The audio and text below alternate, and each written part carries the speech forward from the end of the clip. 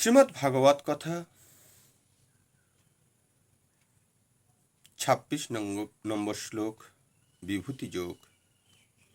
অসত্য সর্ববৃক্ষ নায়ং দেবশ্রী নায়ং চ নারদ গন্ধর্বনাং চিত্ররথ সিদ্ধ নায়ং কপিলমুনি।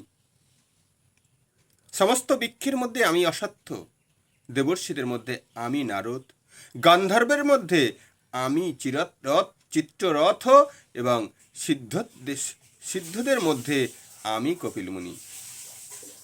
বৃক্ষসমূহের মধ্যে অসত্য সবচেয়ে বিশাল, সবচেয়ে সুন্দর এবং ভারতবাসীরা দৈনন্দিন প্রাতকালীন আচার অনুষ্ঠান হিসাবে অসত্য বৃক্ষের পূজা করে থাকেন। দেবতাদের মধ্যে জগতে সর্বশ্রেষ্ঠ ভগবত ভক্ত রূপে পরিগণিত দেবর্ষী নারদকেও তারা পূজা করে থাকেন। এভাবে নারদমুনি ভগবানের ভক্তরূপী প্রকাশ্য। গন্ধর্ব লোকের অধিবাসীরা সঙ্গীত বিদ্যায় পারদর্শী এবং তাদের মধ্যে চিত্ররথ শ্রেষ্ঠ সঙ্গীতজ্ঞ। সিদ্ধদের মধ্যে দেহত্তিনন্দন ও কপিল দেব শ্রীকৃষ্ণের প্রতিনিধি।